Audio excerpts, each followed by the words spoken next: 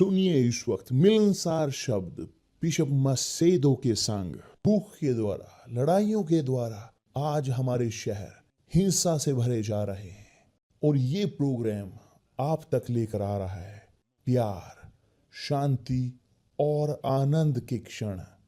एक ऐसा प्रोग्राम जिसको तैयार किया गया है बेहद ख्याल रखते हुए आपके हृदय के लिए।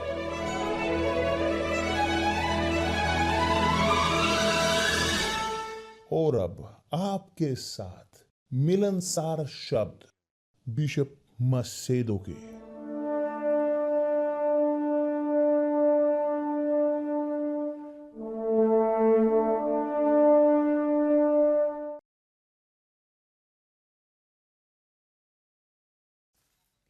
नमस्कार मेरे प्रिय दोस्तों, कि परमेश्वर आप सबको आशीष दे, कि हमारी मेडिटेशन वह हमारे जीवन में ऐड करे, क्योंकि जब हम मेडिटेट करते हैं परमेश्वर के शब्द पर, वह प्राकृतिक तौर पर हमारा दिमाग कार्य करता है आज्ञा का पालन करने के लिए, पूरा करने के लिए, रखने के लिए उसे अभ्यास में।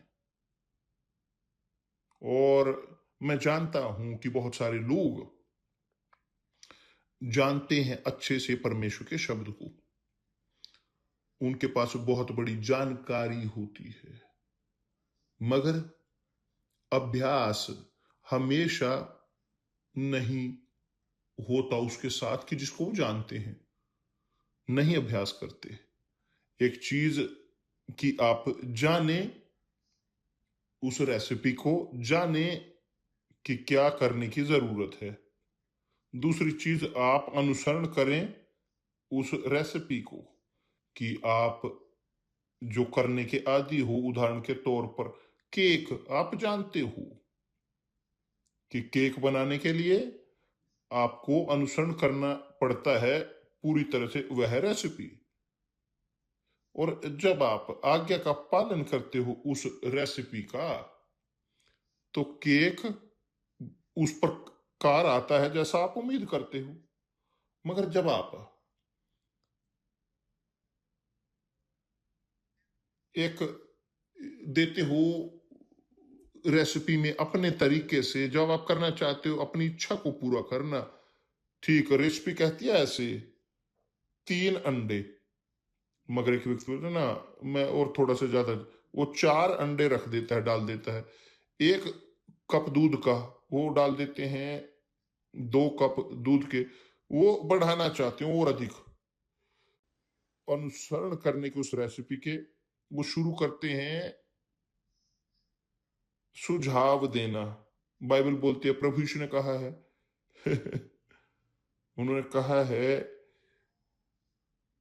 कि अपने तरीकों से फरीसी, कपटी, धार्मिक लोग जो उस समय के थे, वो मोड़ते थे उनके शब्दों को, परमेश्वर के शब्द को। वो वही होता था, वही होता है आज भी पवित्र शास्त्र को लेकर उसके अनुसार।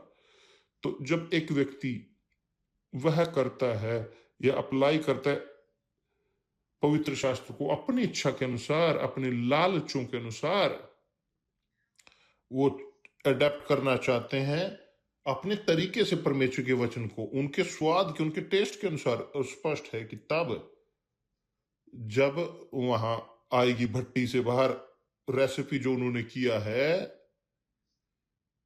वो ईंट निकलेगी बाहर, कम से कम ईंट, और उनकी जिंदगी किसी लाभ की नहीं, उनकी एक जिंदगी बिना किसी टेस्ट के।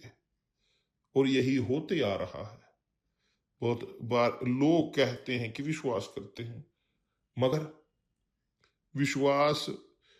इतना इस प्रकार से विश्वास करते हैं उसके अनुसार कि जो उनकी इच्छाएं हैं। यह है समस्या। लोग विश्वास करते हैं यीशु पर अपनी इच्छाओं के अनुसार, अपनी सीमित विश्वास के, अपनी उस विश्वास को अपनी इच्छाओं तक सीमित कर देते हैं, तो नहीं बढ़ते, क्योंकि वो नहीं करते जो प्रभु यीशु ने कहा है। अब देखें, मैं यहां पर पढ़ रहा था एक वचन जो है यूहन्ना अध्याय 6 का, कि बहुत ही दिलचस्प है ये, कि जो इस प्रकार कहता है, प्रभु यीशु वह पर्वत के ऊपर गए, पहाड़ पर, और वहां पर बैठे, वहां अपने शिष्यों के साथ, और उस समय वो पास्का का पर्व था, वो निकट था। और वचन कहता है कि प्रभु यीशु खड़े हुए अपनी आंखें उठाकर कहा, अपनी आंखों को उठाया और देखा कि एक बड़ी भीड़ वो उन तक आ रही है। तो फिलिपुस को उसने कहा कि कहाँ हम रोटी खरीदेंगे कि खा सकें, कहां से मोल लाएं। प्रभु यीशु चिंता कर रहे थे उनकी जरूरत के साथ, उस भीड़ को लेकर। वो 5,000 से ज्यादा लोग थे, औरत और बच्चों को मिलाकर अगर हम जोड़ सकें तो लगभग 25,000 लोग, 20-25,000, अगर जो कैलकुलेट हम कर सकें। तो एक्सपेरिमेंट करने के लिए, उसको परखने के लिए फिलिपुस से उसने कहा, कहां से हम रोटी मोल ले सकते हैं। फिलिपुस ने कहा कि 200 दिनार की रोटी भी उनके लिए, 200 दिनार की रोटी भी उनके लिए पूरी ना होंगी। तो अंद्रियास, जो पतरस का भाई था, उसने कहा, प्रभु यहां पर एक लड़का है जिसके पास 5 जौ की रोटी और 2 मछलियां हैं, परंतु इतने लोगों के लिए वे क्या हैं। सच में प्रभु यीशु ने कहा, लोगों को बैठा दो, लोगों को बैठा दो। उस जगह बहुत घास थी। तब लोग, जिनमें पुरुषों की संख्या लगभग 5,000 की थी, बैठ गए। उनके पत्नियां भी, उनके बच्चे भी, वो भी वहीं बैठ गए, जैसे वो बैठे वो भी वहां पर बैठ गए। तब यीशु ने रोटियां ली और धन्यवाद करके बैठने वालों को बांट दी। प्रभु यीशु ने बढ़ाया 5 रोटियां और 2 मछलियों को और दिया अपने शिष्यों को, चेलों को, और चेलों ने, कि जो वहां पर बैठे हुए थे, वो बांट दी, जैसे रोटी वैसे मछलियां भी। और जो ध्यान खींचता है, जो ध्यान खींचता है कि वह ये है कि जो प्रभु यीशु ने उन्हें बैठने के लिए लोगों को कहा, जब मैं सोच रहा था कि क्या है अर्थ इस चीज का। प्रभु यीशु ने लोगों को बैठने के लिए कहा, क्योंकि वो मनुष्यों के अलावा 25,000, कल्पना कीजिए, बच्चे, औरतें, उन्होंने बैठने के लिए उन्हें कहा, क्योंकि वो चाहते थे एक संतुलन, एक अनुशासन। यदि वो ऐसे शुरू करते रोटी देना लोगों को खड़े होकर या ऐसे ही, तो वो अनुशासन ना होता, एक आदेश ना होता वहां पर, और सब खा ना पाते। मगर प्रभु यीशु ने क्या किया, उसने कहा कि वो बैठ जाए सब। मैं देखता हूं यहां पर इस दृष्टांत में, इस वचन में वास्तव में अनुशासन, कि जो लोग लोग जब बैठ गए, तो क्या था वहां, था विश्वास, भरोसा कि कोई ना कोई चीज प्रभु यीशु करेंगे।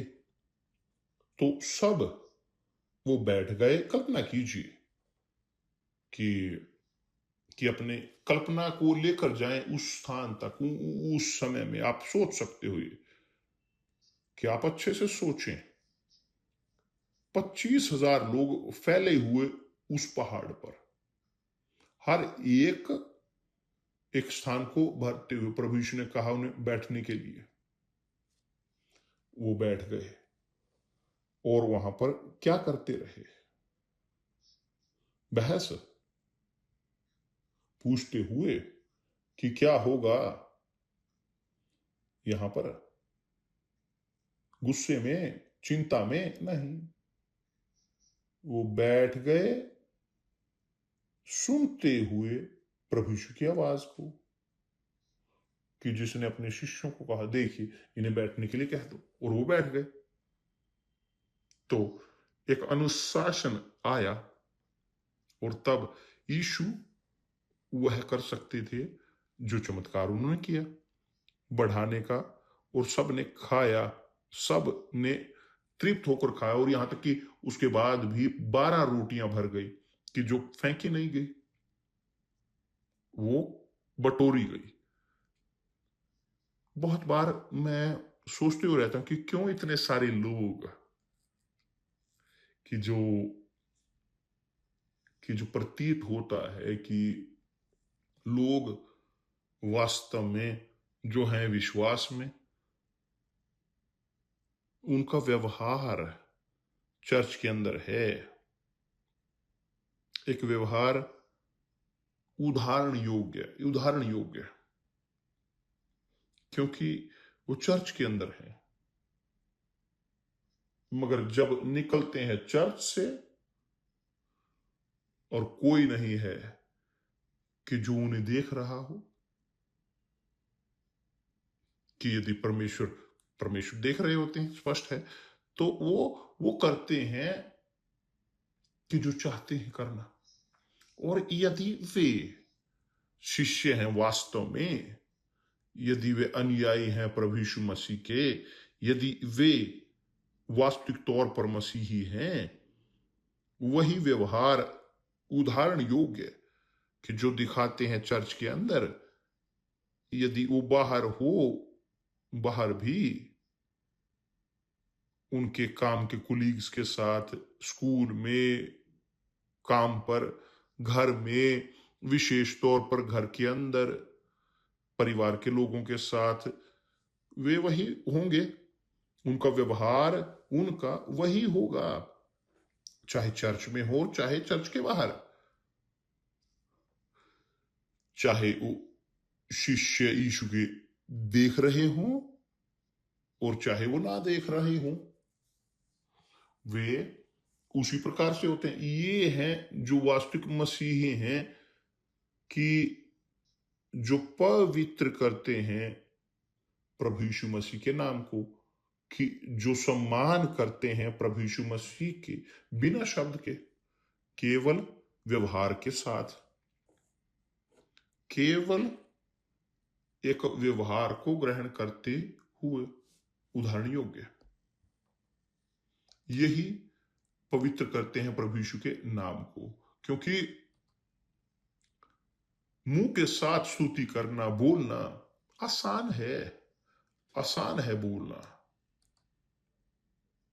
मुश्किल है कि एक व्यक्ति हो, आसान है वह करना भी। यहां तक कि अगर परमेश्वर का कार्य अगर हम बोले, मुश्किल है कि विश्वास, कि यीशु ने कहा कि जब पूछा गया कि क्या परमेश्वर का कार्य करने के लिए हम करें, कैसे परमेश्वर का कार्य हम करें, प्रभु यीशु ने कहा परमेश्वर का कार्य है विश्वास करना उनके पुत्र पर, उन पर विश्वास है आशा, भरोसा, ये है इंतजार करना, अधीन होना पुत्र के सामने, चाहे चर्च में और चर्च के बाहर भी।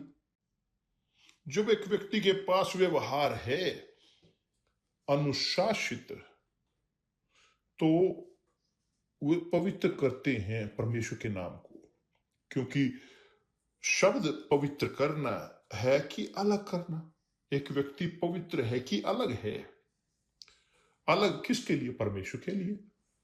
तो जब एक व्यक्ति जीता है संसार में एक उदाहरण योग्य व्यवहार के साथ मसीही वास्तविक तौर पर वे पवित्र करते हैं परमेश्वर के नाम को।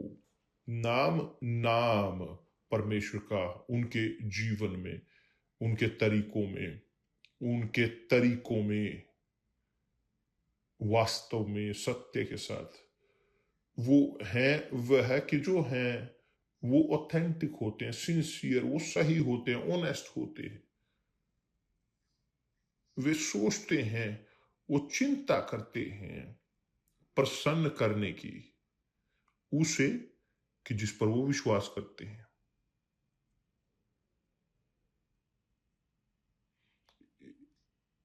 यहां वो 25,000 लोग वो बैठे इंतजार कर रहे थे। इंतजार करते हो किस प्रकार से कि एक उदाहरण के योग्य, एक अनुशासन, बिना अस्त व्यवस्था के, बिना किसी बेकार की फिजूल की बातचीत के, बिना आवाज के, शोर के, सब सुनना चाहते थे प्रभु यीशु मसीह की आवाज को, कि जो एक प्रिविलेज है उस समय में थी, एक प्रिविलेज वो थी और इसी प्रकार है आज भी।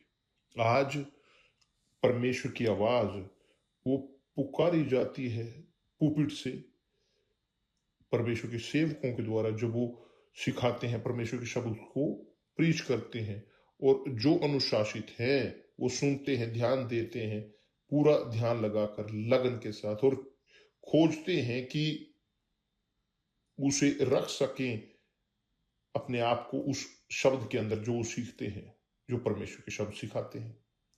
तो जब यीशु अपनी प्रार्थना में, पिता की प्रार्थना में, जब वो हमें सिखाते हैं कहते हुए, पिता, हमारे पिता, मेरे पिता नहीं, हमारे पिता, कि तू जो स्वर्ग में है, तेरा नाम पवित्र माना जाए। ये पवित्र, ये शुरू होता है उनके साथ जो प्रार्थना करते हैं, जो विश्वास करते हैं, जो आज्ञा का पालन करते हैं, जो अनुशासित हैं। ये उस प्रकार के लोग कि जिनका व्यवहार है एथिक, पूरी तरह से सही, एक व्यवहार कि जो सम्मान करता है अपने प्रभु का।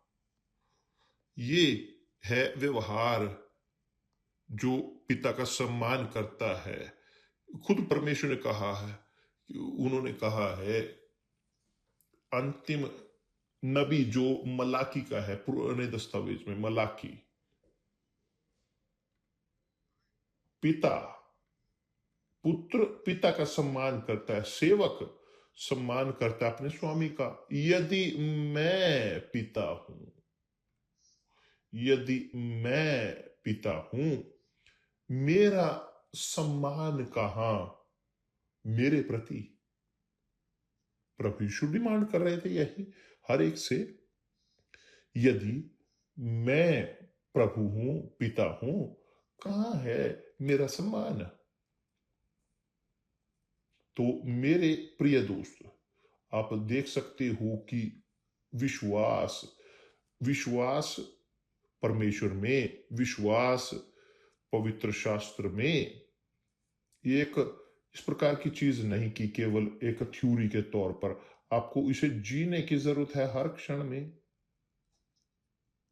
हमें जीने की जरूरत है, और जीने के लिए इस अनुशासन के अंदर, परमेश्वर के राज्य में, जो है परमेश्वर का राज्य, और परमेश्वर का राज्य अनुशासन है, वो अनुशासन है परमेश्वर का राज्य। प्रभु यीशु जानते थे कि लोग भूखे हैं, और उन्होंने चिंता की उनके साथ कि उनके अंदर एक एटीट्यूड आया समाधान करने का उस समस्या को, उस समस्या के।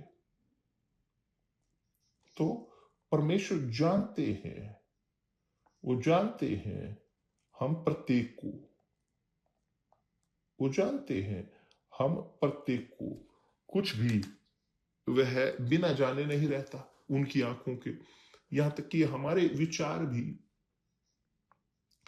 हमारे विचार जो हमारे हृदय के हैं, हमारी इच्छाओं के, हमारे लालसाएं, कुछ भी वह ढका हुआ नहीं रहता उनसे। तो जब एक व्यक्ति वास्तव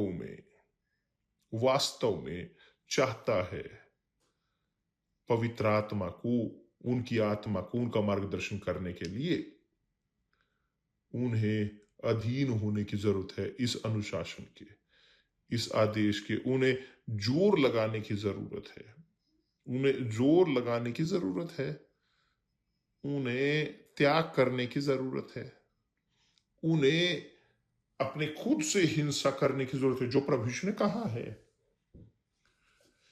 कि यूहन्ना बपतिस्मा दाता के दिनों से स्वर्ग का राज्य हिंसा के साथ जीता जाता है, और केवल वे जो हिंसा करते हैं अपने खुद के साथ जोर लगाते हैं कि ताकि उसमें प्रवेश कर सके। यदि आप केक बनाना चाहते हो, रेसिपी को, आपके पास इसका समय होना चाहिए, आपका एक समय होना चाहिए उस केक को बनाने के लिए। किसी भी तरीके से नहीं कर सकते, आप अपने दिमाग से नहीं बना सकते, आपको दिमाग लगाने की जरूरत पड़ेगी और डेडिकेट करना पड़ेगा वह वास्तव में करने का, कि जो रेसिपी बोलते उसकी ओर देखते हुए, वहां पर देखते हुए कि केक सही है, तैयार हो रहा है, उसका ख्याल रखने की जरूरत पड़ती है। इसी प्रकार जीवन है हम प्रत्येक का भी। यदि मैं परमेश्वर की सेवा करना चाहता हूं, मैं परमेश्वर को प्रसन्न करना चाहता हूं, मेरे प्रभु को सम्मान करना चाहता हूं, मेरे पिता का, यदि मैं पवित्र करना चाहता हूं मेरे पिता के नाम को, मुझे अलग करने की जरूरत है अपने आप को संसार से, लोगों से, कि जो नहीं चाहते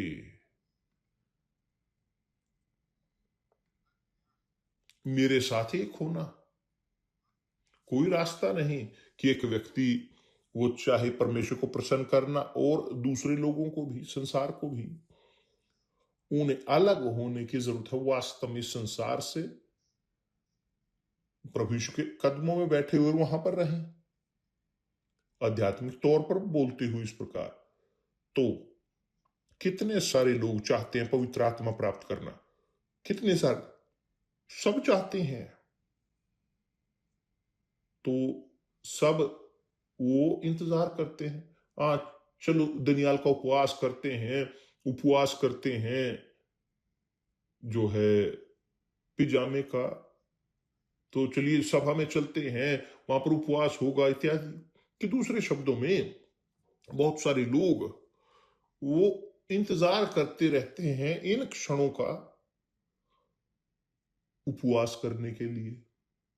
जब एक व्यक्ति को करना चाहिए वह अपना उपवास अपने खुद की इच्छा के द्वारा, बिना किसी के बोले, बिना किसी के आमंत्रित किए कि मां मैं चाहता हूं, मैं करूंगा उपवास, मैं निर्णय लेता हूं अपना उपवास करने का। यदि चर्च करेगी या नहीं करेगी, या पास्टर करेगा या नहीं करेगा, कोई समस्या नहीं, मैं, विश्वास मेरा है, मोक्ष मेरा है व्यक्तिगत, प्रभु मेरा है, मैं चाहता हूं उनका सम्मान करना, तो मुझे प्रवेश करने की जरूरत है उसके अनुसार, उनके अनुशासन के अनुसार।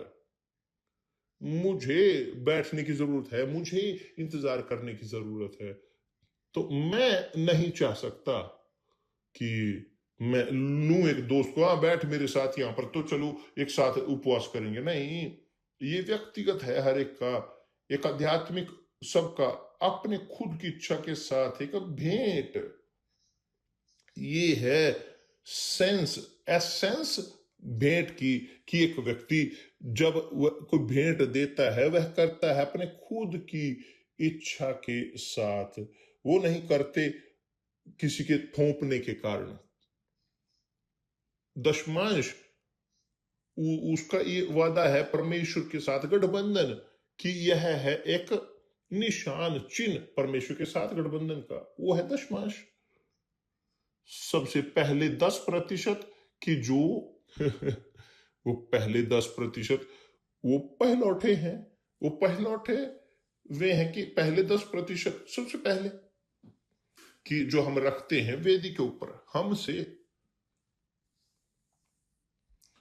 ये इतना सिंपल है, स्पष्ट है, मगर एक व्यक्तिगत चीज कि हैं लोग कि जो रहते हैं इस प्रकार, ना नहीं मुझे नहीं करना चाहिए, नहीं मुझे करने की जरूरत नहीं, प्रभु यीशु पर विश्वास करते हैं, बस खत्म। प्रभु यीशु पर विश्वास, वो बचाव में होंगे। यदि आप दशमांश नहीं देना चाहते, आप भेंट नहीं देना चाहते ना, कोई समस्या नहीं, समस्या मेरी नहीं, वो आपकी है। समस्या वो आपकी है, मैं किसी की आलोचना नहीं करूंगा, मैं किसी पर पत्थर नहीं फेंकूंगा क्योंकि आप दशमांश नहीं है। हाँ, बल्कि इसके विपरीत मैं मेरा और अधिक ख्याल रखूंगा, मैं ख्याल रखूंगा कि ताकि मैं आप वाली इसमें गंदगी में ना गिरूं कि जो आप कर रहे हो, क्योंकि जो परमेश्वर का भय रखता है वो पवित्र शास्त्र का पालन करता है। हाँ, मगर दशमांश वो पुराने दस्तावेज में है नहीं, नए दस्तावेज में भी है। प्रभु यीशु इसके बारे में कहते हैं, प्रभु यीशु कहते हैं कि तुम दशमांश देते हो जीरे का, इसका, उसका, मगर यदि भूल जाते हैं सबसे महत्वपूर्ण चीजें, तो आप पढ़ सकते हो ये मत्ती की पुस्तक अध्याय 23 में, वहां पर आप समझोगे, जानोगे, मत्ती की पुस्तक में आप जानोगे।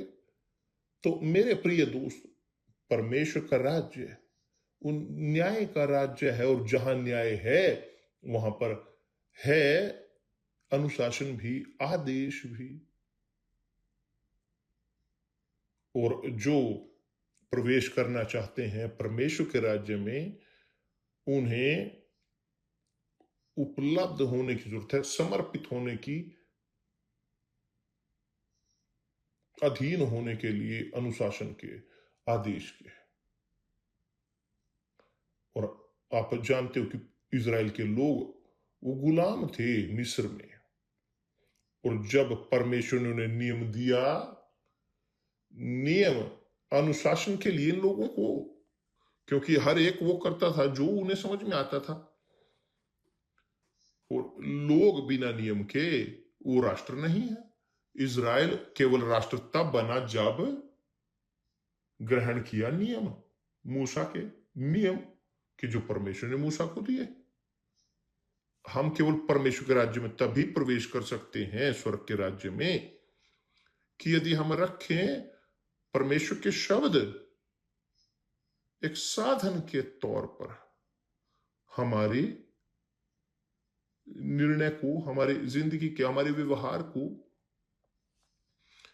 जब हम अधीन करते हैं अपने आप को अनुशासन के शब्द के, जो परमेश्वर के राज्य के हैं। और इसलिए प्रभु यीशु ने कहा, सबसे पहले परमेश्वर के राज्य की खोज करें और उसके धर्म की, और बाकी सब वस्तुएं तुम में जोड़ दी जाएंगी। मगर लोग चाहते हैं चीजों को पहले कि उनमें जोड़ दी जाए, ताकि बाद में वो परमेश्वर के राज्य को सोच सके नहीं। तो इस प्रकार के लोग वो रहेंगे चर्चों में पिछड़े हुए, बुरे उदाहरण होते हुए, बुरी गवाहियां होते हुए, बुरी गवाहियां उनके लिए कि जो पहुंच रहे हैं, और निराशाजनक तौर पर यही है जो होता है।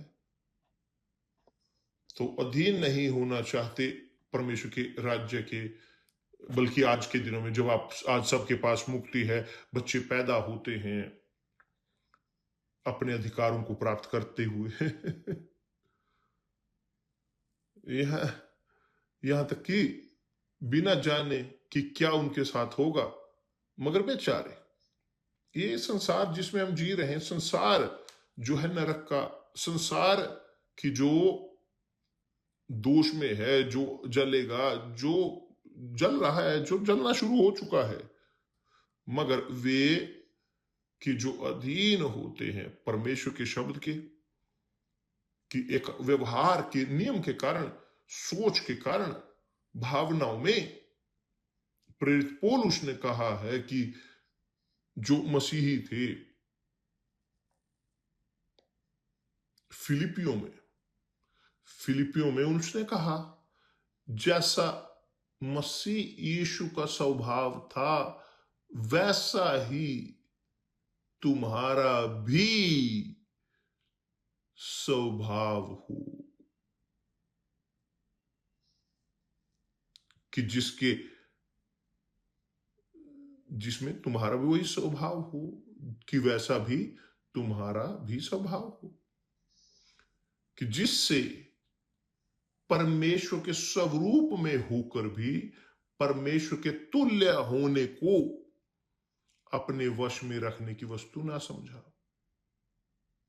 प्रभु यीशु ने अपने आप को अधीन किया नियम के, प्रभु यीशु ने उपदेश के, डॉक्ट्रिन के, परमेश्वर के शब्द के अधीन किया, आज्ञा का पालन किया सब में, बल्कि सीखा उन चीजों के कारण जो दुख उसने झेले, ताकि वो सेवक हो सके अच्छा और वफादार। तो मेरे प्रिय दोस्त, पवित्र आत्मा उम्मीद करती है कि हम प्रत्येक हमारी ओर के हिस्से का कार्य करें। यदि आप चाहते हैं केक उसके रेसिपी के अनुसार, उसके अनुसार कि जैसे परमेश्वर ने प्रोजेक्ट किया है, तो आपको अधीन होने की जरूरत है इस अनुशासन के, इस आदेश के। और ना सोचें कि मुझे जरूरत नहीं चर्च की, मुझे जरूरत नहीं कि चर्च में जाने की, मैं किसी को संतुष्टि नहीं देने लगा, किसी को भी उत्तर देने की जरूरत नहीं। चर्च में भी कोई किसी को उत्तर देने की जरूरत नहीं। मैंने अपने जीवन में कभी किसी को संतुष्टि नहीं दी, कि चाहे यहां तक कि मेंबर मैं हूं चाहे, मगर मेरा व्यवहार होने की जरूरत है कि उसके अनुसार की जो रेसिपी में है परमेश्वर की, मुझे अधीन होने की जरूरत है।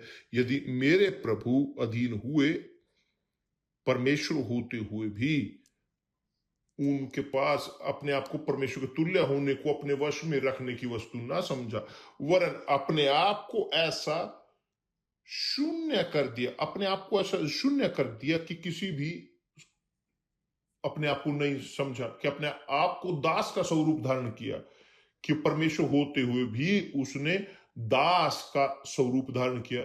दास क्या है? जो सेवा करता है। वह करते हुए अपने आप को दास के स्वरूप धारण किया और मनुष्य की समानता में हो गया, और मनुष्य के रूप में प्रकट होकर अपने आप को दीन किया, और यहां तक आज्ञाकारी रहा कि मृत्यु, और क्रूस की मृत्यु भी सह ली। क्योंकि क्रूस की मृत्यु उस समय में केवल उन लोगों के लिए थी जो अंतिम होते थे संसार के, सबसे अयोग्य संसार के।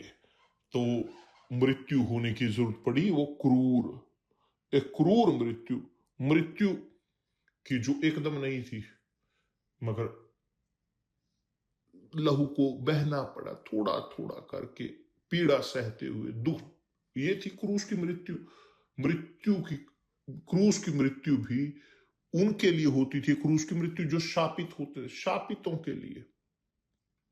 प्रभु यीशु ने अपने आप को शापित किया, उन्हें पहनना पड़ा उन शापों को, ढोने के लिए हमारे शापों को अपने ऊपर, और वो शापित बने, वो माने गए शापित। मगर उसके बाद यह लिखा है, और इसी कारण कि वह दास बने सेवक, अंतिम बूंद तक उन्होंने बहाई रक्त की, परमेश्वर ने उसको अति महान किया, अति महान, सबसे ऊपर, और उसको वह नाम दिया, कि जो हम पवित्र करते हैं, जो सब नामों में श्रेष्ठ है, कि यीशु का नाम जो स्वर्ग में, पृथ्वी पर और पृथ्वी के नीचे हैं, जो स्वर्ग में है वे यीशु के नाम पर घुटना टेके। सब दूत जो बचाए गए, वो जो स्वर्ग में है, सब जो धरती पर हैं, पृथ्वी पर, उन पर विश्वास करते हैं और या ना करें मायने नहीं रखता, वो उनके नाम पर घुटना टेके। और पृथ्वी के नीचे भी शैतान, नरक, सब घुटने उनके आगे झुके। तो वे लोग जो घटी हैं, जिन्हें लगता है कि उन्हें जरूरत नहीं यीशु की, उन्हें जरूरत नहीं मोक्ष की, उद्धार की इत्यादि, उनके घुटने भी उनके आगे झुकेंगे राजा के कारण, प्रभु के, महिमा के प्रभु के कारण, यीशु मसीह के। तो प्रीच जो सुसमाचार का है वह इसीलिए जरूरी है कि लोगों तक एक कॉन्शियस लेकर जा सकें कि वो प्रभु यीशु वो मसीह हैं कि जो उनके अधीन होते हैं, आज वो उनके आगे घुटने टेकते हैं अपनी खुद की इच्छा के अनुसार, क्योंकि वो मानते हैं उन्हें अपने प्रभु के तौर पर, मगर वे जो उन्हें स्वीकार नहीं करते वो उनके आगे घुटने टेकेंगे, चाहें या ना चाहें, किसी भी तरीके से उन्हें घुटने टेकने पड़ेंगे उनके सामने। तो मेरे प्रिय दोस्त, ये है शब्द, ये है अनुशासन, अनुशासन आदेश कि जो हम प्रत्येक को जीने की जरूरत है परमेश्वर के सामने, ताकि उनका नाम पवित्र किया जा सके हमारे जीवन में। परमेश्वर आप सबको आशीष दे। सोचिए इसके बारे में कि आप चाहते हो उनकी आत्मा, मगर यदि आप नहीं उनके नाम को पवित्र करते, अब कैसे है कि आप पवित्र आत्मा को ग्रहण करोगे परमेश्वर की, यदि आप नहीं चाहते अधीन होना उनके अब इन क्षणों में, और संसार से अलग कैसे आप ग्रहण करेंगे किसी ऐसे को कि जिसको आप नहीं चाहते, अंदर आप नहीं चाहते, क्या नहीं? तो सोचिए अच्छे से। पवित्र आत्मा आती है उनके लिए जो उन्हें चाहते हैं, जो जोर लगाते हैं, जो लड़ते हैं, जो लड़ते हैं अपनी खुद की इच्छा के, अपने हृदय के, अपने शरीर के खिलाफ, अपने योजनाओं को, अपने प्रोजेक्ट को, वे जो वास्तव में समर्पण करते हैं, ये हैं कि जिनके लिए पवित्र आत्मा आती है, ताकि उनके पास हो वही भावनाएं कि जो प्रभु यीशु के पास थी, वही स्वभाव, क्योंकि जो ये स्वभाव देता है वह है पवित्र आत्मा, और जब वो यहाँ पर शरीर में है। परमेश्वर आप सबको आशीष दे। कल मिलते हैं प्रभु यीशु मसीह के नाम से, आमीन।